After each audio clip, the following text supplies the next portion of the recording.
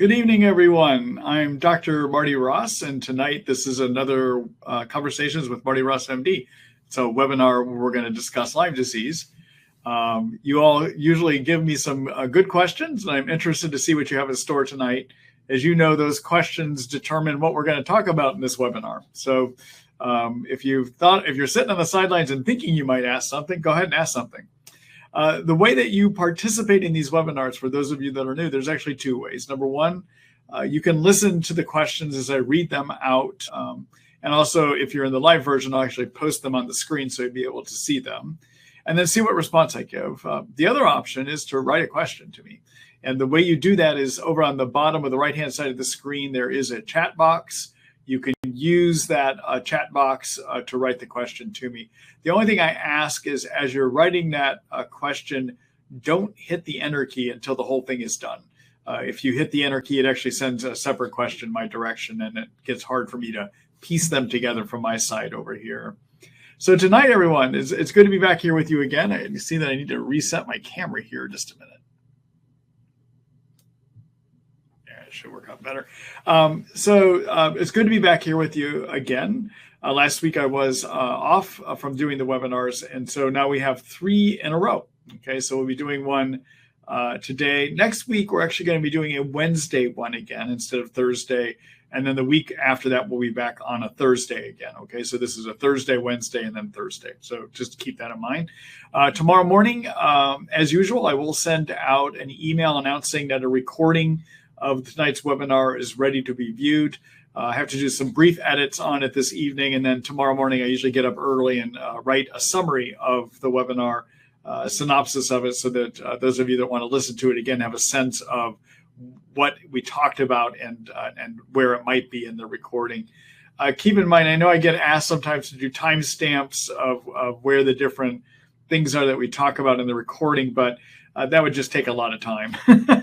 And I don't do it because you need to understand I'm my technical production crew. I don't have a bunch of people helping me do this, and it's free. So I'm not going to take the time to do the timestamps, but my hope is that by writing that written summary of what we talk about, you can kind of see the order of what we discuss and hop around through the video until you find the section you need to listen to again.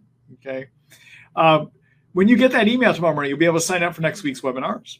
And the other thing I'd appreciate if you would do with any of the emails I send out, including the one tomorrow morning, is if you think that you know somebody that has these problems like you do and would benefit from my webinars the way you do, feel free to share that information. I'd like you to help me to reach as many people as possible. My goal is to reach people with Lyme and give them hope and give them solutions to get through their illness. And so you can help me do that. I'd appreciate if you would do that with me. So without any further ado, let's go ahead and get started here tonight.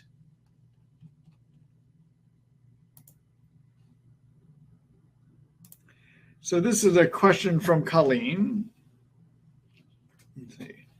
Hi, Dr. Ross. I've been treating Candida for 4 or 5 weeks with phytostan, probiotics, diet, and I'm on a good path with it. I've got 2 questions. 1, I got a little bit confused about foods. At first, I had stripped out anything that had any sugar whatsoever, including fruits and sweet potatoes.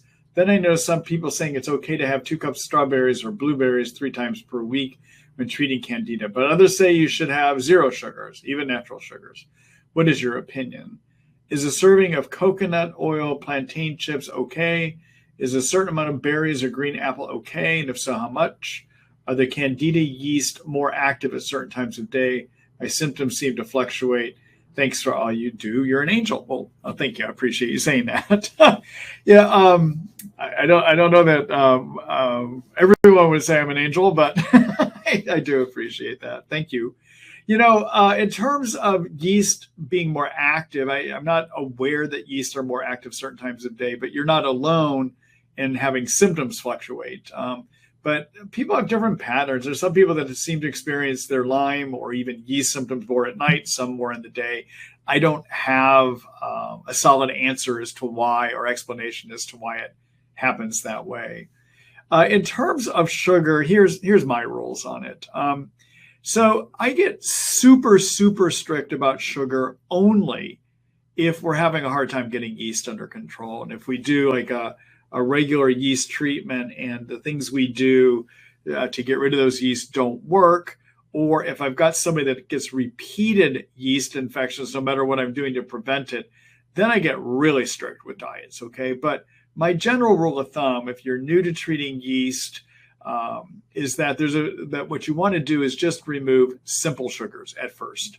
And by simple sugars, what I mean is cookie, candy cake, ice cream, candy bars, those things where you know there's tons of extra sugar that has been dumped into it. It's obvious it's loaded with sugar, okay? All right.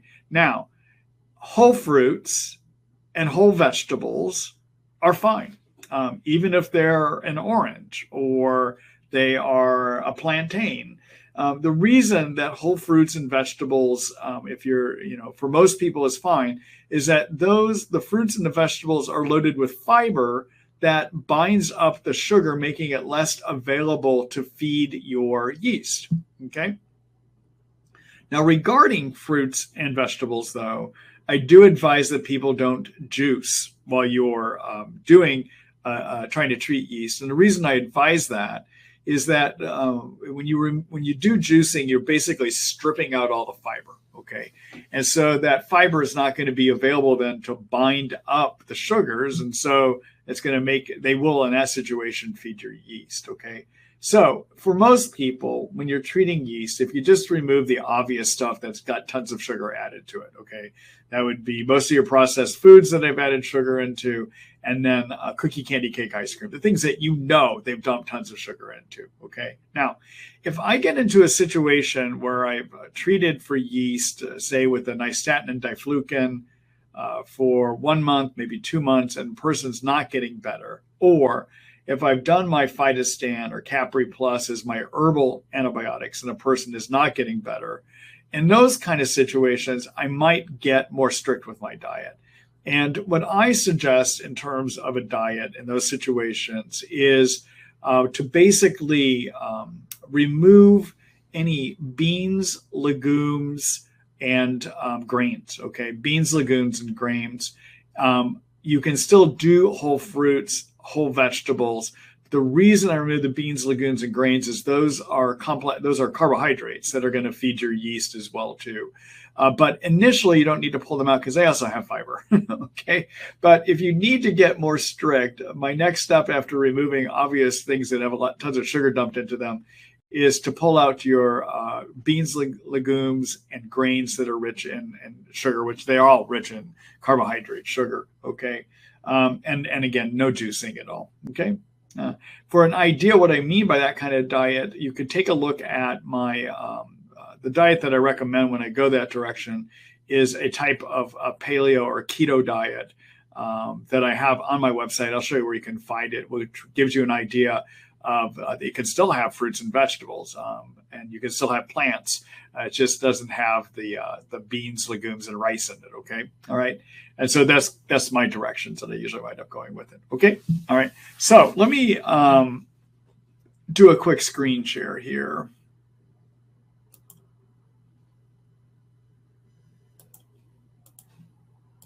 All right. So this is my my Lyme disease information website, Treat Lyme by Marty Ross MD. Take a look in my nutrition section here. And this diet called the best brain, inflammation, pain, energy, and detox diet ever. This is a plant-forward keto paleo type diet. Okay. All right. And where I got this from, the resources that you're going to see here, I walk you through how do you build this diet? How many calories should you do? It's got a bunch of things you can download, diet suggestions, etc. All of this is information that I was given permission to use by a group called the Institute for Functional Medicine. This is their diet guidelines, and it's very usable. It's very practical, but this would give you an idea of what to do. Okay? All right. All right. Thanks for the question, Colleen. Good luck to you.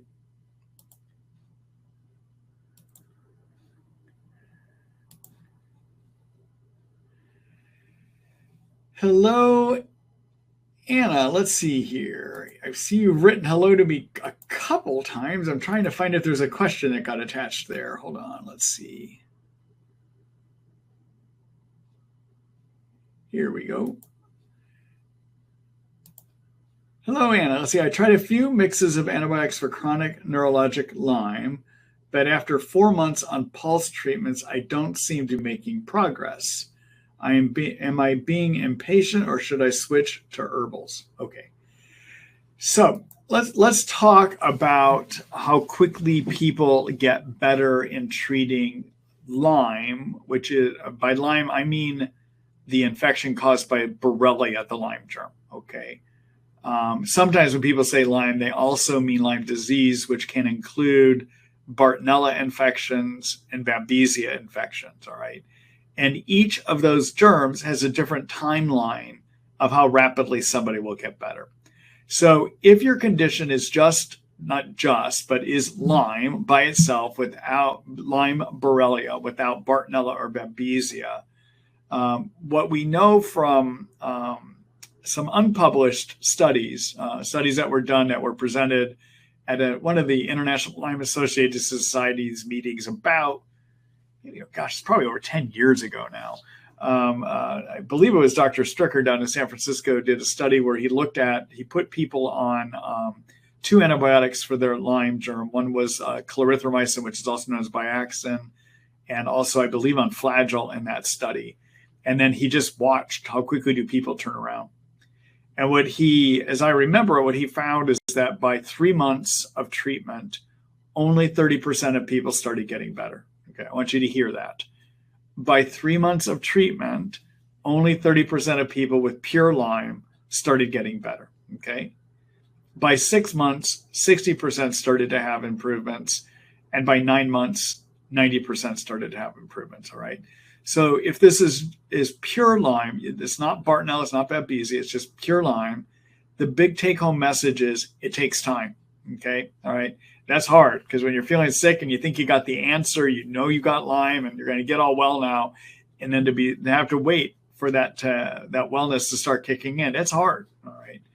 The other thing I will let you know is that Dr. Stricker's findings are similar to what I see in my practice. So I think it was a valid study that he did. The other thing I can tell you is based on research that was done by a group called My Lyme Data that is run by LymeDisease.org out of California. My Lyme Data is a research arm of LymeDisease.org. And in that research arm, basically, people can enroll that have Lyme. I think they're up to about 14,000 people that have enrolled now. And periodically, they will ask them a bunch of questions. All right. And I think about 2 or 3 years ago now, they did a study looking at what of those people that got well, what did it take? All right. What were the key factors that determined whether somebody got well or not? And what those key factors were was, number one, working with a Lyme literate doctor. That seemed to make a difference to help steer through the treatment. Okay. And number two, a year or more of antibiotics. All right. Now, in that study, they meant prescription antibiotics. What I would tell you is I think herbals can do just as well, too, for the majority of people. All right. But anyhow, so I just want to let you know, the other part of this is it takes a year or two on average in chronic Lyme to recover. So recovery can take a while. Only 30% of people by 3 months start noticing any improvements. All right. And by 6 months, 60% of people. And getting well can take a year to 2 years. All right. That's what the studies tell us. Okay. All right. Now, if your problem has Bartonella with it, you can start seeing some improvements before that time period. And the reason is Bartonella replicates a lot quicker than what Lyme does. And things that replicate or reproduce themselves more quickly get killed by antibiotics more easily. Okay. So a typical length of a Bartonella treatment is going to be about 4 to 6 months when it works. And usually what you're on for about 85% of people will work well in that 4 to 6 month period of time. And usually when you're on a Bartonella treatment that is working, by 1 to 2 months, you'll start seeing some improvements in the Bartonella symptoms. Okay. Same with Babesia. Babesia treatment usually is going to be about 4 to 5 months. And usually by 1 to 2 months, you will start seeing improvements in your Babesia symptoms, okay? So what are Babesia symptoms and what are Bartonella symptoms, all right? So Babesia often will give you a feeling of what's known as air hunger, feeling can't get enough air from time to time. It may give you night sweats. It may give you panic anxiety attacks. It may give you headaches in the front of your head. It may give you racing and skipping of your heart, and it may make it so that you get lightheaded really easily when you stand up, okay? If you have a lot of those symptoms or a number of those symptoms, there's a chance you have Babesia, all right? Bartonella symptoms also can be air hunger. So air hunger is not always Babesia, okay? Bartonella can also produce air hunger. But Bartonella also is known for giving a lot of pain on the soles of the feet, swollen lymph nodes, scratch mark rash, a rash that looks like scratch marks or stretch marks, a lot of neurologic symptoms like very, very severe thinking problems, a lot of psychiatric problems like severe anxiety or depression, neurologic symptoms like tremors or shakes or just numbness or nerve pain, okay? Those are things that make you start thinking about Bartonella. And so again, if you have a Lyme treatment and your germ treatment, if you have Bartonella and your antimicrobials are focused on Bartonella, then some of those symptoms I just said in the Bartonella camp should start lifting, not be gone, but start lifting within 1 to 2 months if you're on a treatment that's working. Okay? All right. Good luck to you, Heidi. I hope that gives you some useful information there. Oh, so in terms of do you need to switch over to herbs at this point? Not necessarily. You may just need to give this more time. Okay? All right. Good luck to you.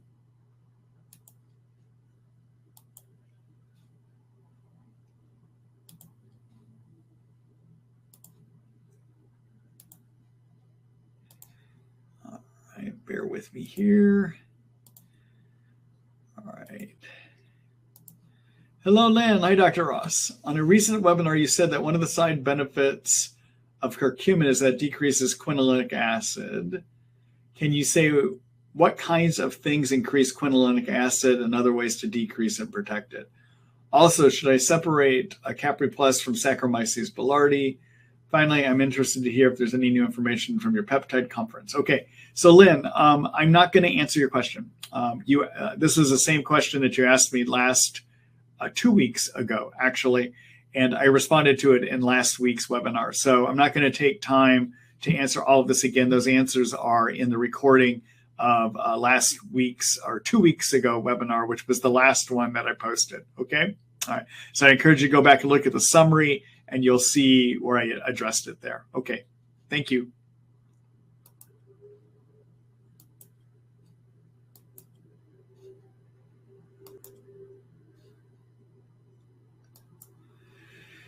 Hello, Jocelyn. Let's see. I have been terminally ill for almost 6 years now. My entire GI tract is paralyzed and I require total parenteral nutrition, TPN, to stay alive. I was diagnosed with MAST Cell Activation Syndrome last year and just got positive fish results for borrelia, burgdorferi, and Babesia oticoli, and equivocal for Bartonella. We are going to start treatment, but are in need of some guidance. Does any additional testing need to be run before starting antibiotics to establish a baseline to compare to in the future? And how should you test after treatment is completed to determine if infection is gone? Also, is there a recommended length of treatment for borrelia like there is at least 3 months for Babesia? Does the presence of MAST Cell Activation Syndrome require a longer treatment time?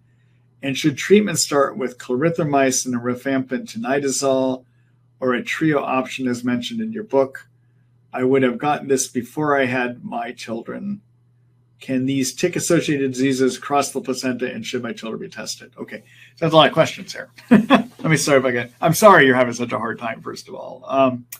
So first of all, I partly answered some of this earlier with my earlier question, but in terms of a timeline of how long it takes, again, each of the infections is a little bit different. And again, Bartonella, 4 to 6 months, that works in 85% of the time. Babesia, usually 4 to 5 months, that works about 85% of the time. And Lyme treatment on average 1 to 2 years. When you get into really complicated situations, it can sometimes be 3 and 4 years, to be honest with you. Okay. All right. In terms of the risk of these infections crossing the placenta, we've got some data that was collected a number of years ago out in, I believe, Connecticut, actually. There was a Lyme disease registry that was kept in which women that had Lyme disease allowed information to be collected about them during pregnancy and after pregnancy. And what was shown is that if a woman that had Lyme was on an antibiotic during pregnancy, that the transmission rate to her baby was about 0%, okay, or was 0%. And then if for women that were not on antibiotics, the transmission rate, the possibility that a child got Lyme was 50%, 50%, okay? Keep in mind, each pregnancy is an individual risk, okay? So in other words, each pregnancy carries a 50% chance, okay? All right. Now, we do not have solid science about whether Bartonella and Babesia are transmitted sexually. I'm sorry, during pregnancy. We think, because of the type of germ that Bartonella is, that it could be, and that there are reports of doctors that take care of babies of mothers that had Bartonella, and there are reports that we get periodically that it can be transmitted, okay? Babesia, most of the data out there would suggest it's not transmitted during pregnancy, but occasionally there is a study that says it might be, all right? So I think the evidence is solid of a 50% risk for Lyme. I think there is a great possibility that Bartonella and Babesia do not, but they may. That's the best I can say there. Unfortunately, I wish we had better science, but we don't. Okay, all right. In terms of does mast cell activation syndrome, which is the MCAS that you talk about.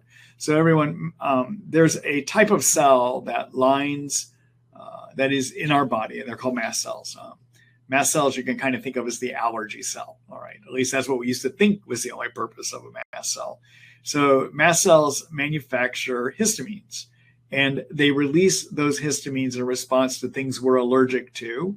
And then you get the whole histamine reaction. All right. So you can get asthma, you can get runny, stuffy nose, you get hives, get runny eyes, you get cloudy thinking, even headaches. Those are histamine reaction symptoms. All right. But we now know from science over the last years that those mast cells can get turned on and release their histamines when you have chronic infections and also mold toxicity. So those mast cells don't only just make the histamines, they also make cytokines. And you all know I've talked about cytokines a lot here. Cytokines are chemicals that are made by your white blood cells when you have these infections and when you have mold toxicity. And excess cytokines made by the immune system are what give you most of your symptoms of brain fog, fatigue, sleep disturbances, body pain, hormonal disruption. All of that comes from your cytokines being overproduced. And the mast cells, if they get turned on, overproduce them too. Okay. Now, so infections can turn on mast cells and create mast cell activation syndrome. And then things you're allergic to can turn those on. But, one of the biggest causes of mast cell activation is stress, anxiety, stress, tension. And whatever you can do to deal with that, that's hard when you're sick, but the bit you can get significant improvements in mast cell just by trying to find ways to de-stress, actually. Whatever that is, whether it's talking to your God, whether it is walking 5 minutes, which is better than not walking at all, whatever it is, meditating, whatever you do that gives you some calming, that can really make a big difference when it comes to mast cell activation syndrome. Okay. Now, does having mast cell activation make it so that you're going to need to treat longer? No, not necessarily. In fact, that isn't what my experience is, but the symptoms of your illness are going to be worse because of the mast cell activation, because your mast cells are dumping all of these histamines, and then you're getting the effects of the excess cytokines that they produce as well too. Okay. All right. In terms of further testing, I'm not, from what I can tell, what you wrote here briefly, it sounds like your doctors did a fairly good job testing to see what infections you have. There isn't anything else I would test for, basically. And again, I don't get to see exactly what they tested for, but if they were looking for Lyme and co-infections, you've been tested adequately. They're already aware of the MAST Cell Activation Syndrome. The only other thing you should consider that does not often show up in testing, there's not good testing for it, and that is to determine if you might have too many yeast in your intestines as you start treating. As I already said, the reason people feel bad in these illnesses and have a lot of symptoms is too many cytokines, okay? And it's very common in these disorders as a result of prior antibiotics, stress, being on steroids for various reasons, etc., that people develop too many yeast in their intestines. If you develop too many yeast in your intestines, they're going to trigger your mast cells, okay? Also, too many yeast trigger the white blood cells that line the intestines to dump out excess cytokines, okay? And so the difficulty with too many yeast in the intestines is some doctors will do stool tests to see if they're there, but they don't always show up. The issue is, do you have relatively too many? So even if they aren't showing up in a detectable means, it just means they're not seeing them.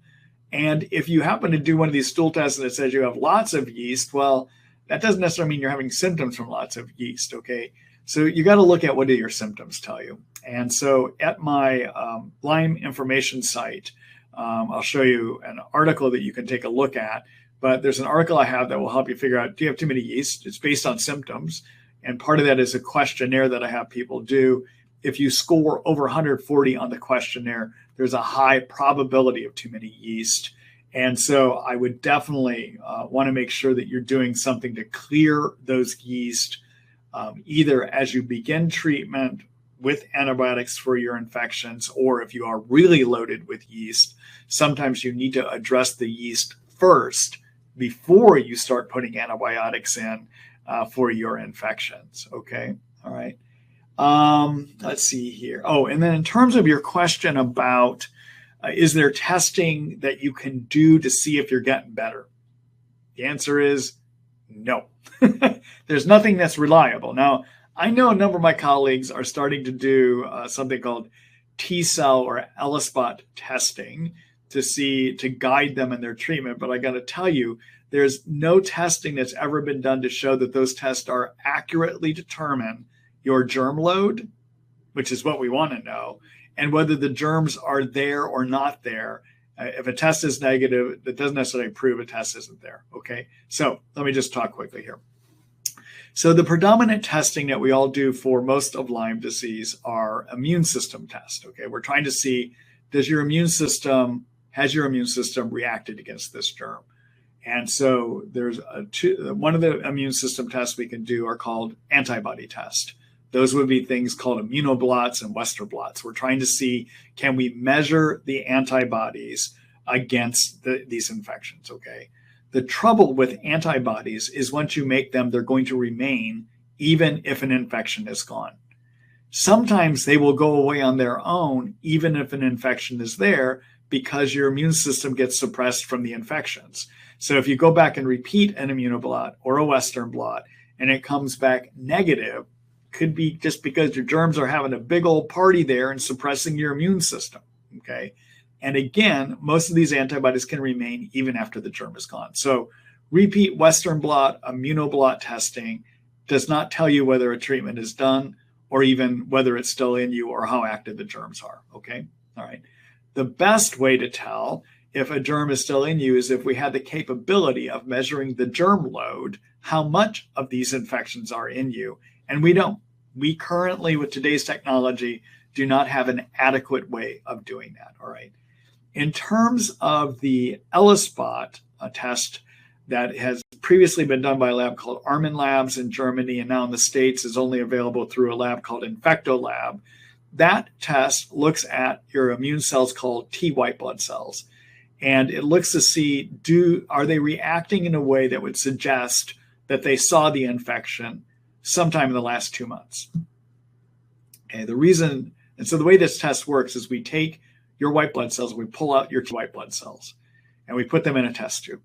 And then into that test tube, we add proteins from whatever infection we're trying to see if you have. All right. So we put Bartonella proteins in the Bartonella test, and we put Babesia proteins in the Babesia test. And then we see if your T white blood cells release certain cytokines. And if they do, that means they have seen those infections in you. T white blood cells, the majority of T white blood cells that are in you are ones that circulate and die after 2 months. And so the reason we say 2 months is that because most T white blood cells only last for 2 months, that means that they would have had, if you're reacting sometime in a 2-month period, they would have had to see the germs, okay? However, there's another type of T white blood cell called T memory cells that don't always circulate, but they can. And so if you get a test that's positive, it could be that the germ is gone, but what's being measured is the T memory cell activity, and T memories stay on forever, all right? So having activity on your T cell test does not prove the germ is still there, because maybe it's your T memories, okay? And if you don't have any activity on your T cell test, it doesn't mean the germ is gone. It could mean two things. One, the germ has been hiding, because some of these germs sequester themselves deep in your tissue where the immune systems can't see them. And also, the germs party on, and they release chemicals that suppress your immune system, all right? So there are not any reliable tests that tell us where we are. Now, I will say one thing about the FISH test, okay? So the FISH test is an interesting test, and that your FISH test probably was done for Babesia, maybe Bartonella. We don't have a FISH test for Lyme, actually, okay? But FISH stands for fluorescent in situ hybridization, all right? And what those fancy words mean is we take a fluorescing agent, a marker, that attaches to the genetic material of your germ, and we put it in with your blood, we mix it up, and then we put your stuff on the microscope, and we see if we can see these fluorescent particles. And they'll be there if they're attached to the genetic material of the germ, okay? So in that case, if they come back positive, it does mean the germ is still in you, okay? However, you can have a negative test and the germ can still be in you, because for a FISH test to be positive, you need to have a lot of germ in you. You can have smaller amounts that the test may not necessarily detect, okay? So even that test is not an accurate way of determining if you're done. If you do it again, then it comes back positive. It does mean the germ is still in you, okay? All right? Whew, that's a lot of stuff we just talked about. All right, now let's see. So the one thing I'm asking you to consider, not from a blood test standpoint, but from a questionnaire test standpoint, figure out if you got too many yeast. That would be the one thing that could be missing here, okay? And then without knowing what your actual biggest problems are, I can't tell you which germs are your best ones to start with. I would need to know a lot more of what's happening with you. I will make a general comment though, okay? Generally in my treatments, when I'm starting treatment, if yeast is there, I often will spend a month clearing it out first by itself. And then I will pick 2 of the big 3 germs to go for. And the big 3 are Borrelia, Bartonella, and Babesia, okay? If you've got all 3 of those, I'm going to start treating for Borrelia, and then I want to treat for a second germ at the same time. Usually I'm going to pick Bartonella. The reason I'm going to pick Bartonella over Babesia is based on an observation that Burrascano used to teach us. Burrascano is one of the Lyme pioneers that pioneered Lyme disease treatment here in the country. His observation that he taught many of us is that in his practice out on Long Island, if he discovered that if he wound up treating Babesia first before going after Bartonella and getting it under somewhat control, it would make it much more difficult to get rid of the Bartonella. Okay, so I live with that. I tend to do that. There are times, though, that if I find in a patient that their biggest problem is Babesia, their symptoms are just screaming Babesia all over the place, and that's the driving factor for their problems, I often will start with Babesia and Borrelia and put the Bartonella aside until we get the Babesia under control, okay? All right. Now, let me show you how you can figure out if you have too many yeast here.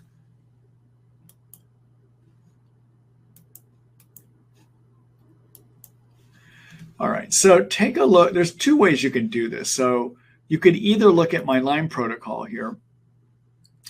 And my Lyme protocol, I basically lay out the things you should address, like sleep, diet, cytokine control, deal with be on an adaptogen to help your body deal with stress, correct hormone problems, be on a good multivitamin, do things to do basic detox, exercise, immune boosters, etc. Okay, but there's this section here called yeast. Just click on that. You'll come down to the yeast section here. Okay, and in here, down in this section, I say I have an explanation of why do you want to treat for yeast, but right here, I'm kind of hovering it over, is a link to my yeast screening questionnaire. All right, so you just fill this out, add it up, and if you score over 140, there's a high probability you got too many yeast in your intestines. Okay, all right, and then let me show you one other thing. So there's also a section here I have that's called yeast. All right. And again, here's a whole article on how do you diagnose yeast. Here is my article on how do you treat yeast. How do you get rid of it? Okay. So you could take a look at this one as well if you're looking for ideas. Okay. All right. All right. And given the complexity of your health, I hope you're working with a Lyme literate doctor that can help guide you through this, because I'm only got a snapshot of you here. I don't have the hour and a half to 2 hours that your doctor should have spent with you trying to determine where to go next. Okay, so I use these ideas, talk with your doctor about them, and see how to apply them for your situation too. Okay, good luck to you.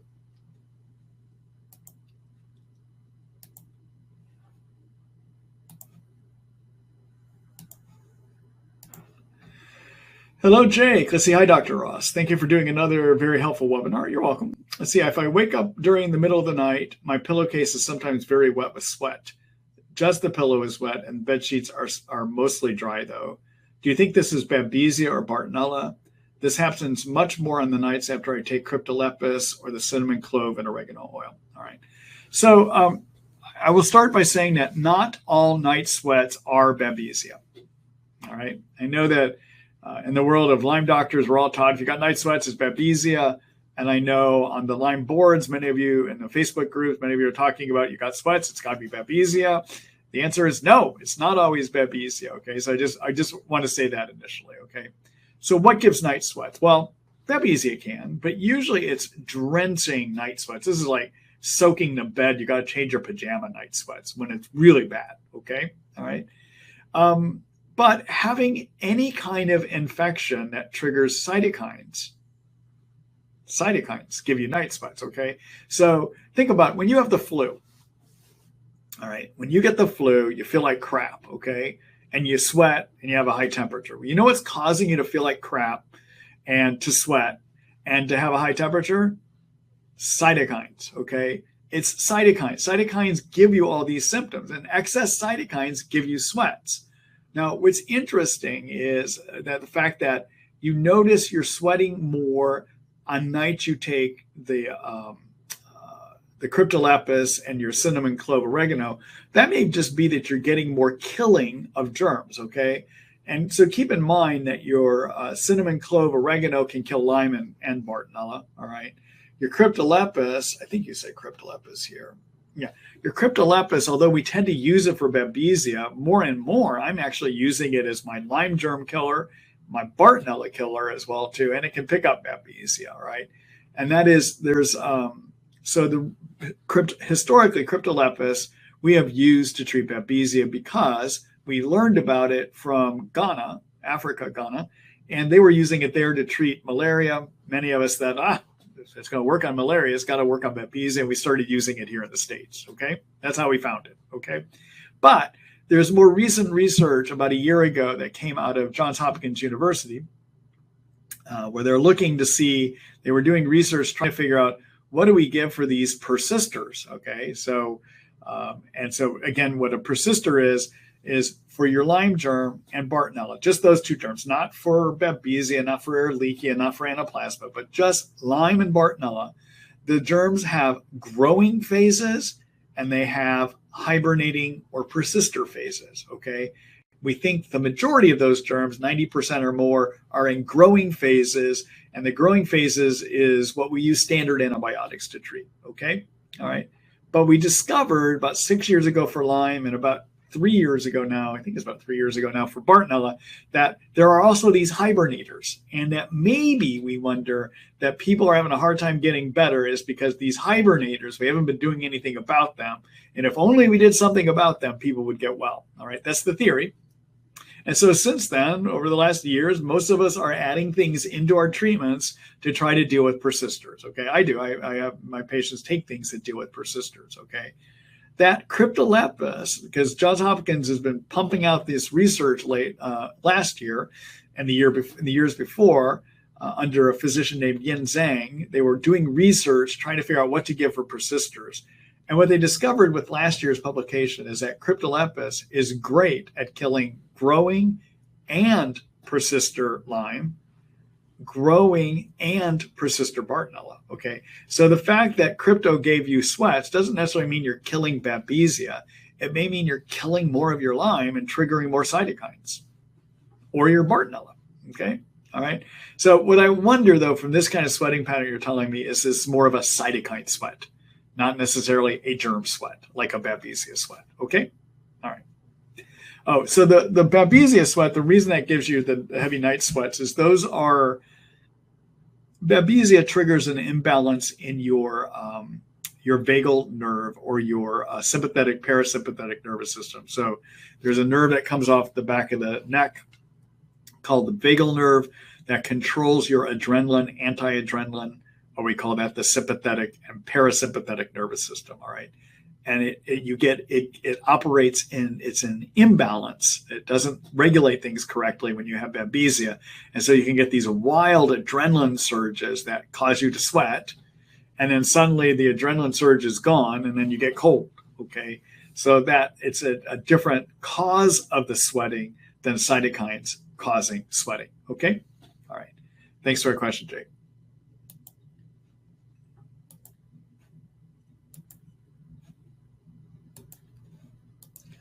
Hello, Duke. Let's see. Hi, Dr. Ross. I have tested positive through IGeneX for Lyme, Bartonella, and Babesia. My biggest problem right now is cold feet. I have been using Beluki and Ginkgo biloba, and both seem to help moderately, but not as much as I would like.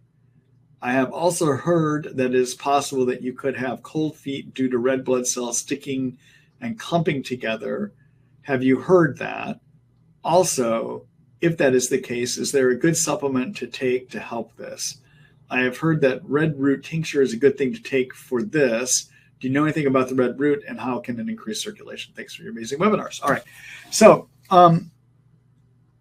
causes of cold feet. Yes, it is possible. Let me start over again. All right. So when you have chronic infection, it can trigger a type of condition called Raynaud's phenomenon. And in Raynaud's phenomenon, what happens is due to temperature fluctuations, you can get constriction or narrowing of the small blood vessels in your digits, even your nose, and that limits blood flow into those areas. Okay. All right. So that's one possibility. Second possibility is as a result of having chronic infection, your body produces an excess amount of blood clotting proteins, a big one called fibrin. And that fibrin starts making your blood more sticky. And so, and meaning not the blood cells, but the blood as a whole gets more sticky and it does not flow as easily into the narrow blood vessels. Okay. You raise a third possibility, which is your blood cells themselves stick together more easily. Okay. Now, in terms of the type of treatments that you're doing, the ginkgo biloba makes it so your blood cells are more flexible so they can go through narrow blood vessels easier. The lumbrokinase, which is Beluki is a lumbrokinase, which is enzymes that come from earthworms. Those enzymes break down the fibrin. So if you've got excessive fibrin in your blood, thickening it up, if you will, making it more sticky, that takes care of that, okay? But the one additional thing you could look at doing, and you'd have to talk to your prescription doctor about this, is sometimes it helps to give medicines that relax the blood vessels. All right. And the prescription medicines that relax your blood vessels so they don't clamp down as much, those are and fall into a family called calcium channel blockers, which are blood pressure, a type of blood pressure medicine, okay, or nitroglycerin. You can get nitroglycerin paste, actually cream that you put on. You can get, you can do a nifedipine or procardia. There's a number of different things you can use from a calcium channel blocker standpoint, but you need to talk to your physician to get some help with that. Okay. All right. Now, in terms of your blood cells sticking together, I'm not sure what to do with that off the top of my head. I'd have to look it up, but I don't know what to do for that. Okay. All right. So you can do things for excess of fibrin in your blood. That's the lumbar kinase. Okay.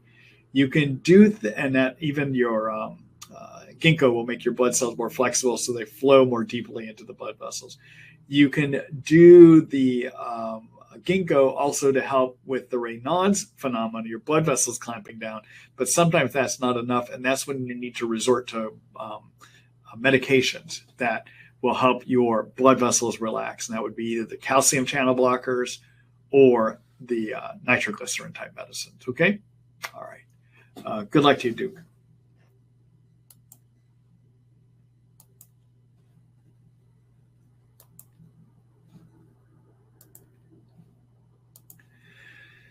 Hello, Stephen. Let's see. Good afternoon, Dr. Ross. Thank you for running these webinars. You're welcome. Let's see. I was being treated using antibiotics by an LLMD. After around 9 months, they was stopped as we were seeing no improvements. At the end of August, I started using herbs that were recommended on your website. These include Japanese knotweed, cat's claw, as well as the cinnamon clove oregano capsules, and curcumin, as well as GI detox formula. Around 2 weeks into using these herbs, I started to experience brain fog, cognitive problems, difficult to follow text, and short-term memory problems. What do you think the reason is for this? Do you think this is a result of using the herbs? I take 4.5 milliliters of each herb 4 times a day, but have since reduced these to 3 times a day. I have introduced glutathione. Do you have any suggestions on what I should be doing? Thank you, Steve. Okay.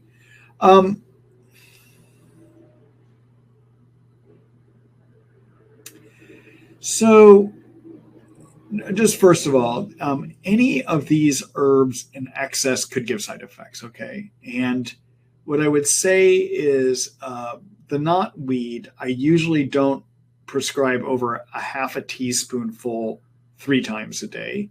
So you are taking a bit of an excessive amount of that. And the cat's claw, I usually don't prescribe over 30 drops twice a day, okay? I always forget how many milliliters a drop is, but you have to measure that out, okay?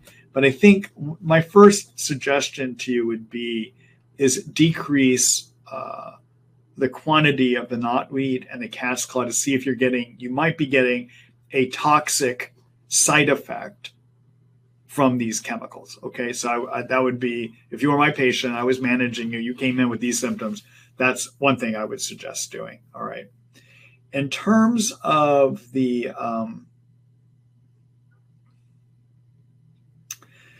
other thing I might do until this turns around is to temporarily stop the cinnamon clove oregano capsules. And my rationale for that is I have found that in some people that is a strong germ killer. And it can sometimes cause neurologic herxes, which is what I wonder is happening up here in your brain. You're getting neurologic Herxheimer reaction from too strong of killing. So there's 2 things that I think could be happening here. One is toxic effect from getting too much of your knotweed and your cat's claw. Okay. So I'm asking you to pull back to what I call a more reasonable dose of those. All right. And then the other thing is I have seen big kills sometime, big Herx reactions sometimes by using the liposomal cinnamon clove oregano. So I would set that aside. Okay. Now, as you do this in about a week or 2, as things start clearing here, if they do, on a more reasonable dose of the knotweed and the cat's claw. If you were my patient, I was seeing you, I would want to talk to you about a couple of weeks. And if things were doing better, I might start thinking about adding back in the cinnamon, clove, oregano, but I would do it as 1 capsule a day, not 1 capsule twice a day. Okay. Now I will tell you, I have to be careful because I'm not your doctor. I don't know everything happening here. So I'm giving you ideas that you should actually talk to your doctor about to see if they make sense. Okay. Because I'm only getting this little snippet. But based on what you briefly told me here, if you were my patient, those would be the kinds of things that I would wind up doing. Okay? All right. Good luck to you, Steve.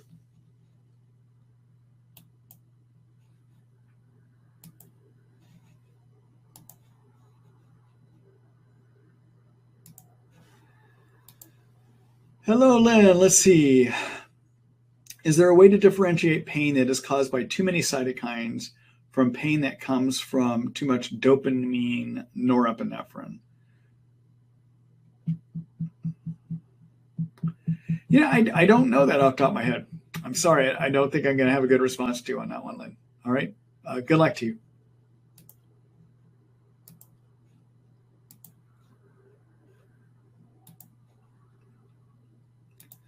Hello, Michael. Let's see. Are there Herx reactions with antibiotic treatment to ehrlichiosis? You know, excuse me here. Just a minute, everyone.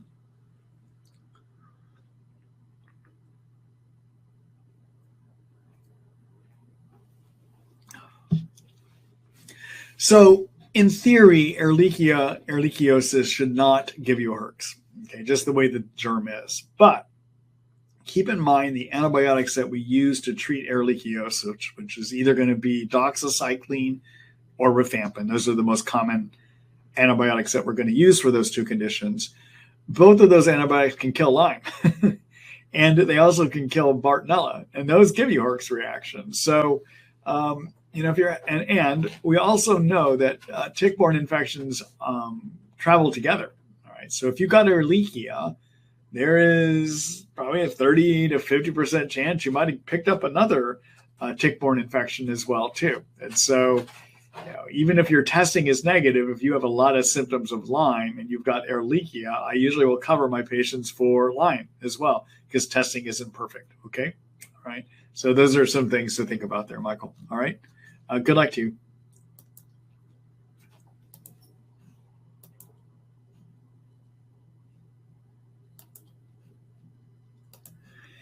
Hello, Mary. It's the eye, Dr. Ross, and thank you for answering my question. You're welcome. Let's see. Can yeast candida give you weakness in the legs? I'm taking nystatin, 500,000 international units 3 times a day. Also, my doctor prescribed 50 milligrams 3 times a week, which I do not think is enough. Do you have any thoughts on that? I'm not clear what you're quite. I'm not sure what the 50 milligrams 3 times a week is, other than maybe it's fluconazole. But all right, so I can't talk about what he's treating you with because I think I'm missing some information here. All right, because you said also my doctor prescribed 50 milligrams 3 times a week, and I'm not sure of what. Okay, all right, but can you feel weak in your legs? The answer is if you have too many cytokines in you for any reason, like Lyme, Bartonella, Babesia, or too many yeast, that can give you weakness, a feeling of weakness in your body. But there also is another type of weakness, which is neurologic weakness, where your nerves, because they're pinched in your back or somewhere along your leg, are not sending enough signals to your muscles, so they're not going to operate correctly. That type of weakness, your doctor should be able to sort out for you on an exam where they can tell, is it neurologic weakness you're having or not? Okay. All right. So we want to make sure your doctor examined you to determine that. Okay. All right. Good luck to you, Mary.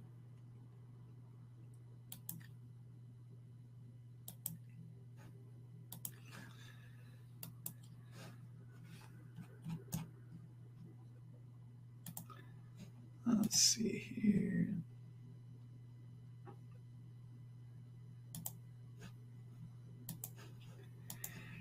Hello, Anna. Let's see. What are your thoughts on ivermectin for chronic neurolyme and co-infections? All right. So ivermectin is a drug It's the it drug of the season. All right. We have in the modeling world, we have it girls, and this is the it drug, ivermectin. And for some reason, a number of my colleagues and people think it can do everything. It can kill COVID. It can kill Lyme. It can kill your yeast. I mean, the things I've seen people say that ivermectin can do are mind-boggling, to be quite honest with you. Okay. I will admit for COVID, there is some data that it can go both ways. My read on it for COVID is that still the majority of the data is suspect in terms of whether it helps with COVID. But I have to admit, there's some controversy there. All right. In terms of ivermectin to kill Lyme, there are no studies that have been done showing that it kills Lyme. None. There aren't even any laboratory experiments. Okay. The one thing, though, that it does do, and I know a number of patients will take it or somebody puts them on it for Lyme, the one thing that it can do is it can regulate cytokines, so it can decrease inflammation. Now, keep in mind, most germ killers are anti-inflammatory, regulate cytokines to some degree. Okay, so that's not unique to ivermectin. Okay, now ivermectin does have some weak laboratory evidence that as an antiparasitic, it can kill Babesia. I think there are much better agents to use to treat Babesia, so I don't use ivermectin in my treatments, but I am aware of science that says that it can treat Babesia. I don't think it's that strong of an agent, okay? And there is no science available that says it does anything for Bartonella, okay? So, although everyone, this year, everyone seems to think, and I'm talking to my colleagues too, I'm perplexed by a number of my colleagues that want to throw ivermectin at everything. It doesn't have the science behind it, okay? And I must admit, people do feel better on it in some situations, but it's because it has anti-inflammatory, anti-cytokine effects, okay? All right. Thanks for that question, Anna.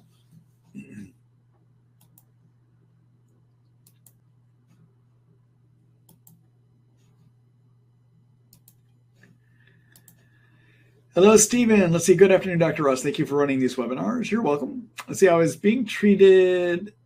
Oh, I think we answered that one earlier. All right. Got it.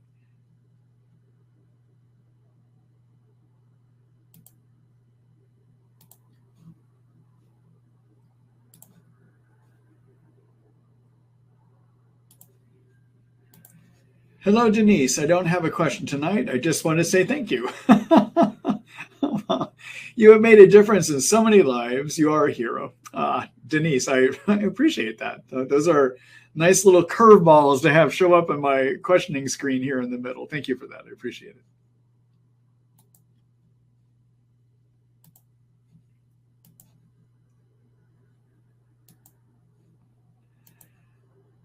And Denise again, who says, oh, I do have a question. I'm good. With yeast, I've heard contradictions. Some say eat prebiotics. Some say no prebiotics at all. Any thoughts? So keep in mind, prebiotics basically are things that are going to help your bacteria do well. All right.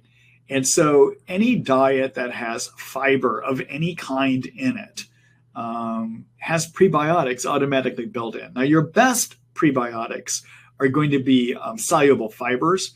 And you can Google soluble fiber foods. You'll find a list of soluble fiber foods. Okay.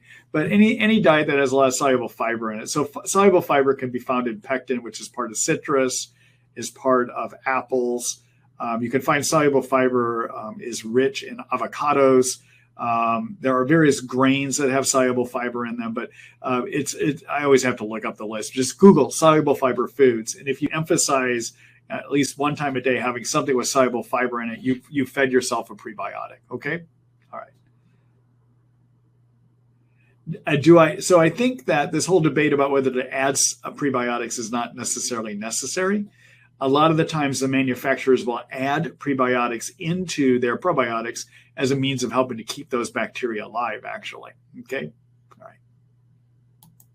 Well, I should say alive while the product is in transit. Okay. Meaning in the bottle getting to you. Okay. Good luck to you, Denise.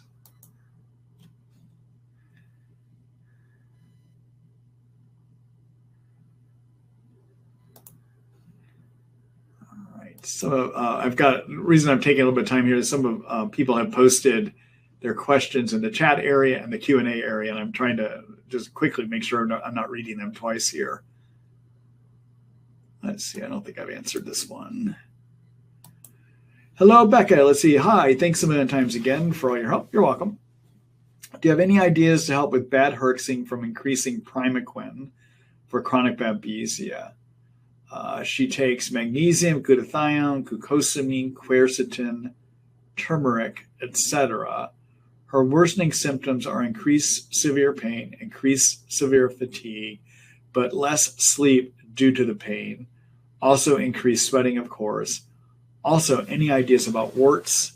She is definitely immune compromised for past decade due to Lyme, Bart. Most wart meds are supposed to activate your immune system, and her immune system doesn't work much. We agree with the earlier person who said you're an angel. Thank you, Becca. All right, let's see here. So in terms of, I guess it depends on what kind of warts you're trying to treat. If you're talking about external warts, like on the limbs, one of the non-toxic ways that you could manage that, I'll just throw this out, is using a duct tape. Yes, duct tape, like in, gray duct tape, okay? And you could actually, it's been a while since I've done, so I'm a family doctor by training, and so I used to have, warts used to be one of my mainstays that I would do prior to 2004 when I moved and discovered Lyme disease and moved over to this. But just look online. I would literally look online. Google in duct tape for warts. Okay, there'll be, I think it's like 7 days. You put duct tape over it, and it literally will start to kill that wart. So you're not taking any chemicals. Okay, so that might be something for you to think about. Okay, all right, and then so anyway, that gets around the whole issue about whether you're activating, not activating the immune system, is if you can use something like that. The other thing would be any of the topicals that with salicylic acid in it that basically erodes away the dead covering of the wart. And then finally, if the warts are in an area that can be seen, you could have a dermatologist just freeze the things off. Okay, so that would be ways of not doing anything immunologic that would affect the warts, basically. Okay, in terms of herxing,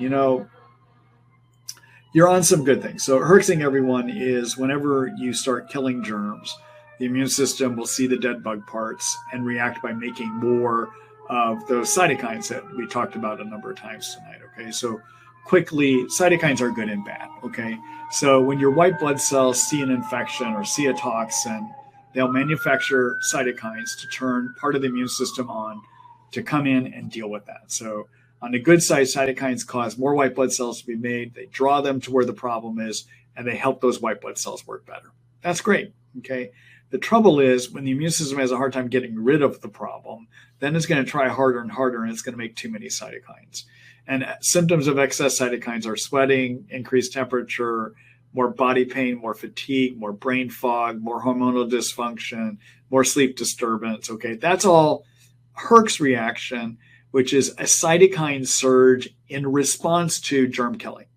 All right, so you can do things to regulate cytokine production, and you're doing a couple of those. So one is the quercetin, one is the turmeric. Okay, so what you want to do with both of those is maximize them out. And so for a 150-pound person, I'm using that as a guide because I don't know, you didn't tell me whether this is for a child or for an adult, but for a 150-pound person, an average way that I would use quercetin, the max dose I would do is 500 milligrams 3 times a day. Quercetin blocks one of the enzymes called kinase enzymes that help lead to producing of cytokines. Okay, all right. The other thing I would do is that turmeric is, the problem with turmeric is usually very poorly absorbed. So you want to make sure that you're using either a liposomal variety, meaning it's microscopically wrapped in fat, or they put a lot of pepper into it to increase its absorption. All right. So go back and look at your turmeric, make sure it's a kind that's getting absorbed. All right. If not, what I would suggest for your turmeric is get rid of the turmeric and instead use the active part of turmeric, which is curcumin, but get it in a liposomal form. Liposomal means microscopically wrapped in fat to increase absorption. The product I like for that is made by Thorne, and it's older name, which is still current in some places. It's called Borrelia 500. They also now are recently rebranding it as something called, I think, curcumin phytosome, 1,000 milligrams is what they're calling it, okay? It's the same thing, though. And so they make those pills each, whether it's Thorne curcumin phytosome or it's called Thorne Borrelia 500. It's the same identical product, okay? Just somebody in a C-suites in some company decided, well, let's come up with a new name just for the fun of it, all right? But anyhow, same product. And what you want to do is take 2 of those, which is 2 500 milligram pills 3 times a day for an average 150-pound adult, okay? So you want to maximize both of those out. Both of those interfere with the cytokine production line. Second thing on the glutathione is you want to maximize it too. And what the glutathione does for a Herx reaction is while the quercetin and turmeric are inside the white blood cell factory, wrecking havoc on the production line, blocking the production line, trying to block it, taking a few workers out, just making sure those things don't get produced as much, okay? On the outside, the white blood cells are still being told to make cytokines anyhow. And what's telling them to make cytokines are oxidizing agents. And what's a great antioxidant to remove those oxidizing signals is glutathione, okay? So the glutathione, you want to maximize that too, but you want to make sure you're using a variety that's absorbed. And the majority of glutathione products out there are not well absorbed. The product I like, there's 2. You can look at either the Quicksilver product is a good liposomal product, or the Trifortify product by Research Nutritionals. That's a TRI-FORTIFY. That's a good product too. That's the one I use. They've got good science showing it gets absorbed, raises levels in you, okay? But you want to maximize that out between 400 to 500 milligrams twice a day, okay? All right. All right. Now, if you're doing all that and you're still herxing bad, then you may need to work with your physician about decreasing the intensity of your treatment or ramping up more slowly on it, okay? Because you're really doing the maximum number of things you can do if you use the glutathione, the quercetin, and curcumin instead of turmeric, the way that I just suggested, okay? All right. Good luck to you, Becca. Good luck to whoever her is, by the way, okay? Or she is, okay? Great. Good luck to you.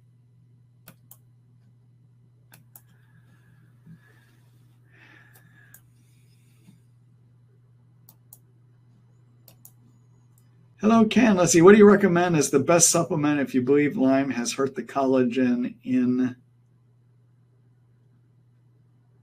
your joints? There's a second part here.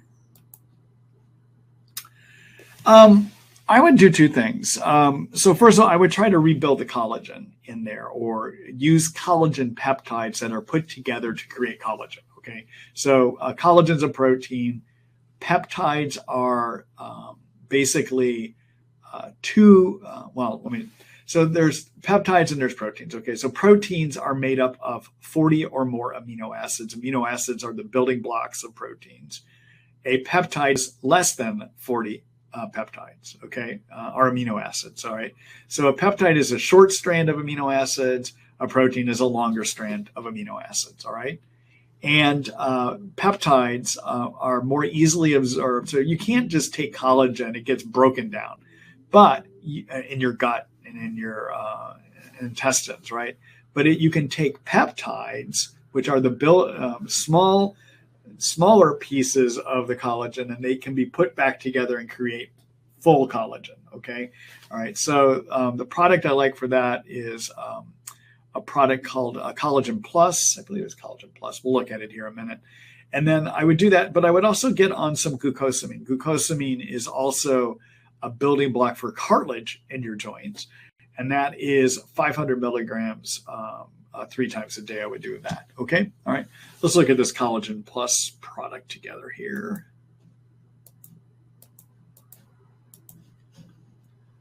All right.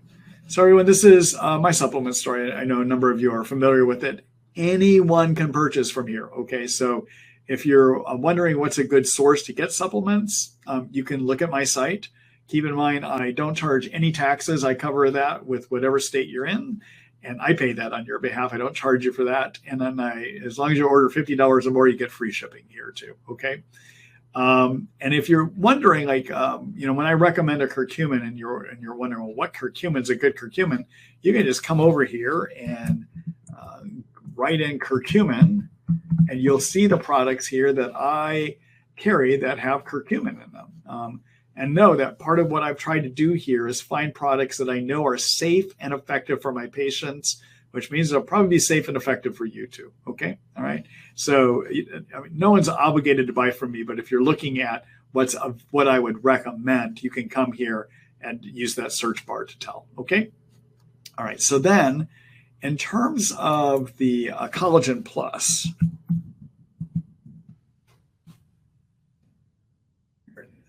so this is a Thorne product called Collagen Plus, and it can help your skin. And the reason it helps the skin is that there's a few additives in here that are made to help moisturize your skin. But in terms of a peptide product, this is a good source of peptides, okay? And in terms of how you wind up using this stuff, basically you want to take 1 scoop a day, okay? All right.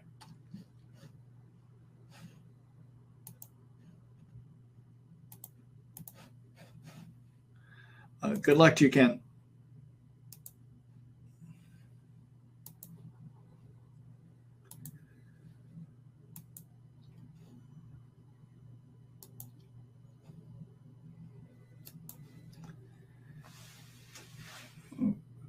Hello, Zipporah. Let's see. Hi, Dr. Ross. I have mild symptoms of Lyme, mild headaches before beginning treatment.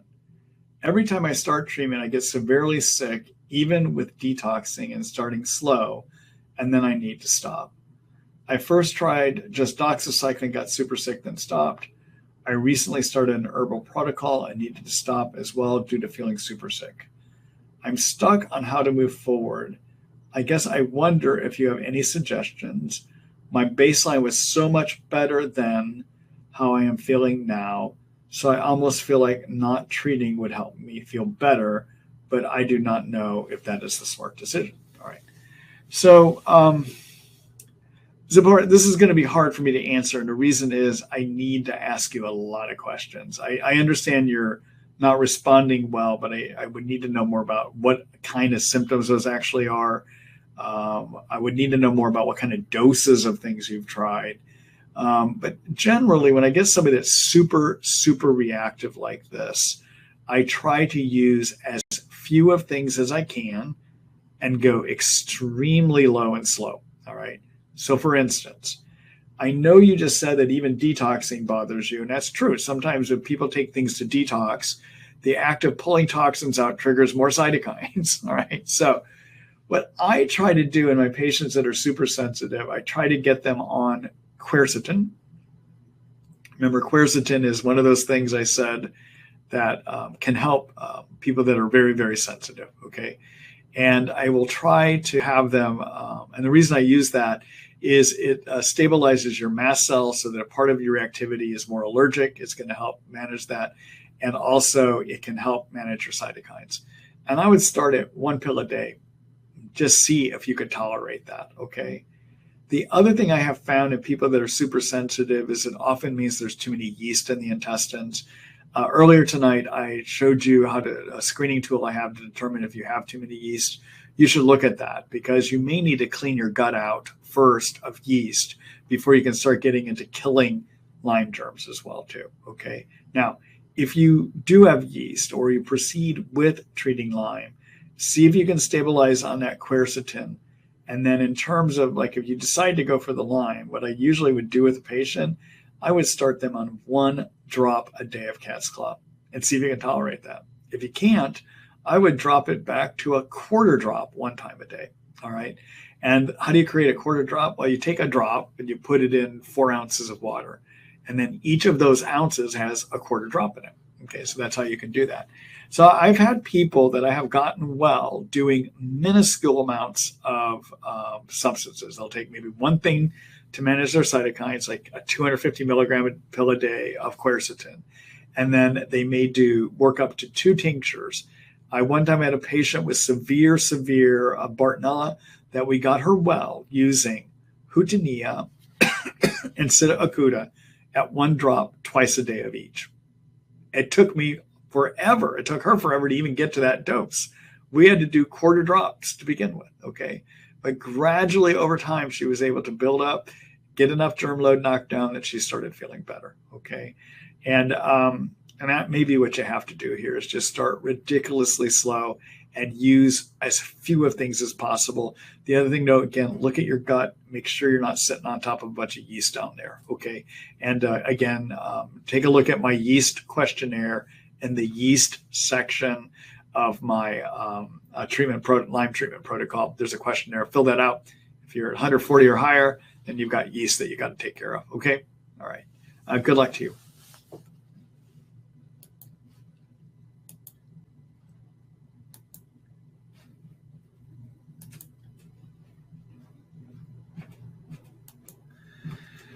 Hello, Sati. Let's see. I'm taking 24 milligrams histamine for vertigo. Is there a different treatment for dizziness associated with Lyme that is effective? I'm still quite dizzy and not sure if vertigo is an accurate diagnosis. So, Sati, I would need to ask you a lot more questions about the nature of this dizziness as to whether you're spinning, whether you feel more cloudy. There's a whole host of things I need to ask you to figure out how to tell you to go about this. And obviously, unfortunately, I can't do it in this kind of a forum. I don't have the ability to talk back and forth with you. So I don't have a good answer for you right now, unfortunately. All right. Good luck to you.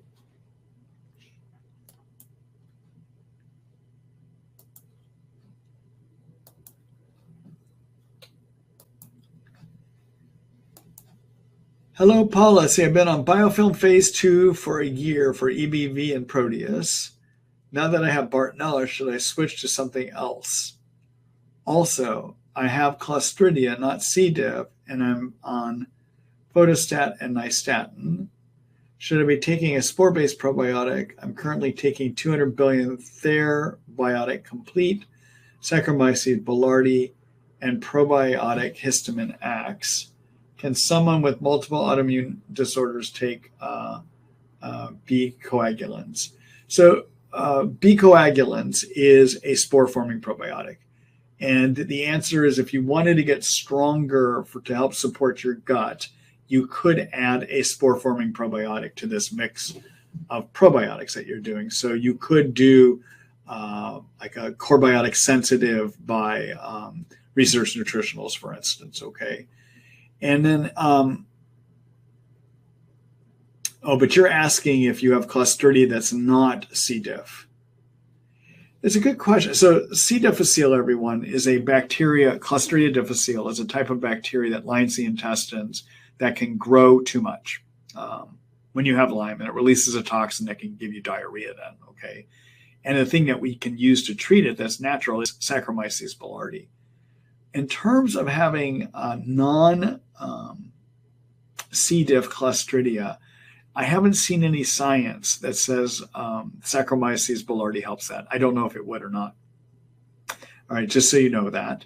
But if you have an imbalance in your gut bacteria, taking probiotics of any kind can help resume that balance, including using the spore-forming probiotics, okay? All right.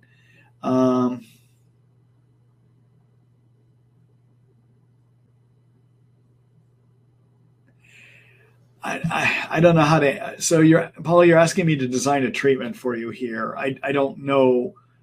I would need to know more, obviously, than I can gather here in terms of what you've tried, what has worked, what hasn't worked, et cetera, before I can tell you what to do for the Bartonella. So I'm sorry, I'm not going to be able to help you here with that. Okay. All right.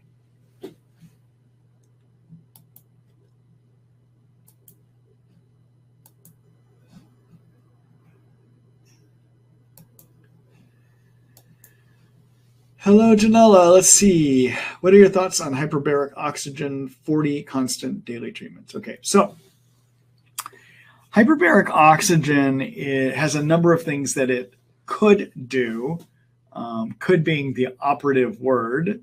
And there are only a small number of things I even use it for in my practice anymore. So let's talk about this. So hyperbaric oxygen, everyone, means going into a chamber and going on a dive. And you want to have enough pressure so that when you're in the tank and you're breathing in 100% oxygen, that pressure forces the oxygen deep into your tissues, basically. Okay.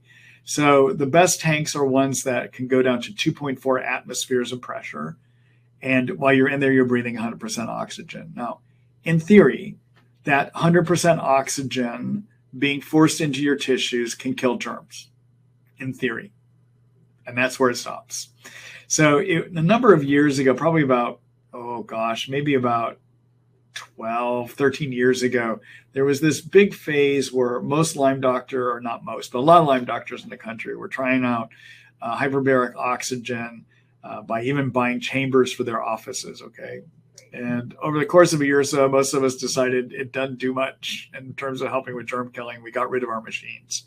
In fact, out here on the West Coast, there was a center down in Chico, California, run by Dr. Mitch Hogart, that basically, after a number of years of running his tank down there, he sold it to the hospital so they could do wound management.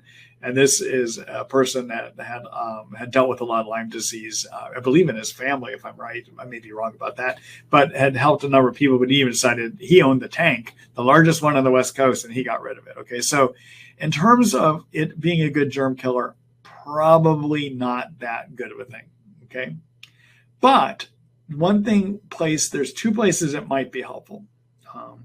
Number one, if you've got a person that has got a lot of neurologic damage up in the brain, and using antibiotics has not made much of a difference over a year or two, then you might want to consider hyperbaric oxygen. And the reason is hyperbaric oxygen, the brain has, there's a phenomenon in the brain called neuroplasticity, which is the ability for nerve cells that have been injured to reconnect and get healthy again, okay? And what can help with that is hyperbaric oxygen. So it can be useful for people that have done their antibiotics and are not getting anywhere after about a year or two. It can help reformulate the brain and get it working again. Sometimes it works, okay? All right. Second time that hyperbaric oxygen might be helpful is if you've got a person that you've done everything possible, you've even done mitochondrial repair, and they are still exhausted.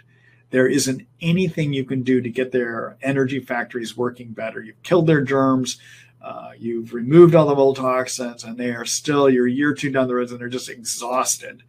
Sometimes doing oxidation therapies like hyperbaric oxygen will force oxygen into your mitochondria, the energy factories in your cells.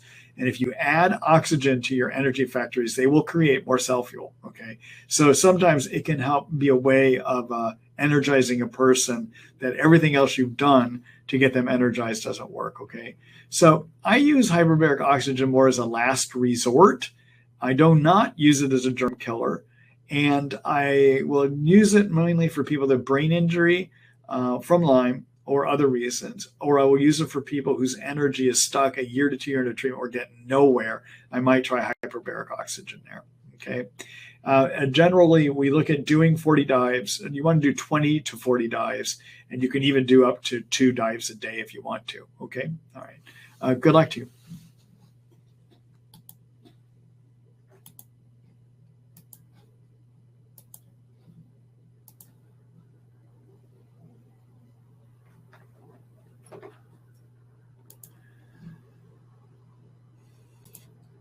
Hello, George. Hi, Dr. Russ. Thank you very much for your questions or for your continued support to the Lyme community. You're welcome. My question is, do you have much experience with daraprim leucovorin? Have you seen any clinical benefit? So I don't use that much of it, and I just want to double make sure that I'm thinking of the same medicine. Hold on a minute.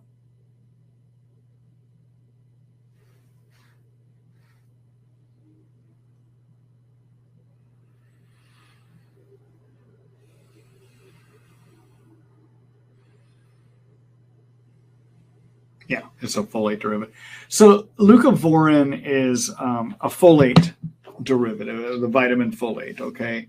And where it can be used in the world of Lyme disease is if you're using it as part of a dapsone regimen. So dapsone is a drug that had been historically used to treat a skin condition that Dr. Horowitz out of New York discovered a number of years ago. Can be helpful in some with Lyme disease. The problem is that the dapsone blocks the use of folate in your red blood cells, and you need folate in your red blood cells to make. In the bone marrow, you need folate to make red blood cells. So one of the things that can happen when you're on dapsone at the really high doses that Horowitz likes to use is people can get anemic. The way he likes to address it is with leucovorin. I don't use leucovorin. Instead, I just give folate. I give very high amounts of folate instead. But I know he likes using leucovorin, but you can also do it with just high doses of folate. You can even go up to 15, 20 milligrams a day. I usually will use a methylated folate, something called 5-tetramethylhydrofolate, as an alternative to using the leucovorin, okay? One other thing about the dapsone, so I know he's trained a number of people that are using dapsone regimens too. I'm not a big fan of the dapsone regimen. So Horowitz can be a very strong proponent of the things that he's discovered. And I think at times he overstates the benefits. If we look at Horowitz's research for using his dapsone regimen at 100 milligram dose, and more recently, he's been advocating a 200 milligram dose. But on the 100 milligram dose, over 50% of people had to drop out of the study because they couldn't take the side effects, okay? It's a hard drug. In addition, in his 100 milligram study, the degree of improvements that it is true that about 46% of people showed benefit doing his lower dose, okay, 100 milligrams. And so he was out for telling everyone this is the wonder drug, right? The trouble is, if you break his data down, what his data suggests is that the improvements the average person got were only about 10 to 20%. That's it. And so I did use a lot of it, but I found more harm than good in the majority of my patients, to be quite honest with you. He now advocates a 200 milligram dose that I think the majority of people can't do. I think a lot of people just drop out of it before they get any benefit from it, okay? But the leucovorin would be something you would take to deal with one of the side effects of the dapsone, and that is that the dapsone blocks folate metabolism. Instead of using leucovorin, which is a prescription form of a folate-type medicine, I just use folate. I use a methylated version, 5-MTHF, can come as a 5 milligram pill. You can sometimes I have people take up to 4 of those at a time. Okay, all right. If you want to read more about have more depth about the dapsone and why I'm saying the things I am about that protocol, just do a quick screen share here for you.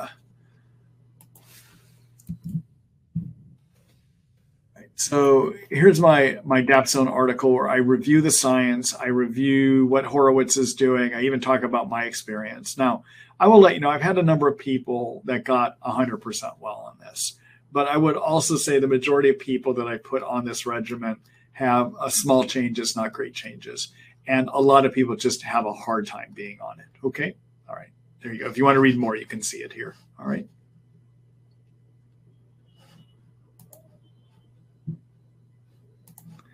All right. Thanks for that question, George.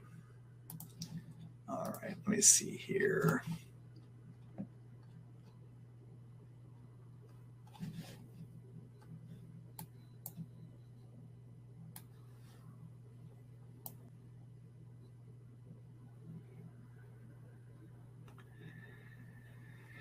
All right, everyone. That's it. So, yeah, I was going to take another question or not, but I'm pooped. And it's already 5:30, so my time out here. So listen, everyone, nice being with you here tonight. And I look forward to spending next week with you. Again, next week, we're going to do a Wednesday webinar, not a Thursday webinar. So you'll see that on the sign up tomorrow morning. I've got another conflict. I've been having frequent conflicts here lately. I'm thinking I may in the future just switch these over to Wednesday and stop having my Thursday conflicts. But So anyhow, we'll see you next week. Tomorrow morning, keep an eye out on your email. Somewhere before 9:30 in the morning, you should get an email from me indicating that the recording is done with a link to see that recording. And again, please help me to reach people and share those emails, okay? All right. Thanks, everyone. Good night.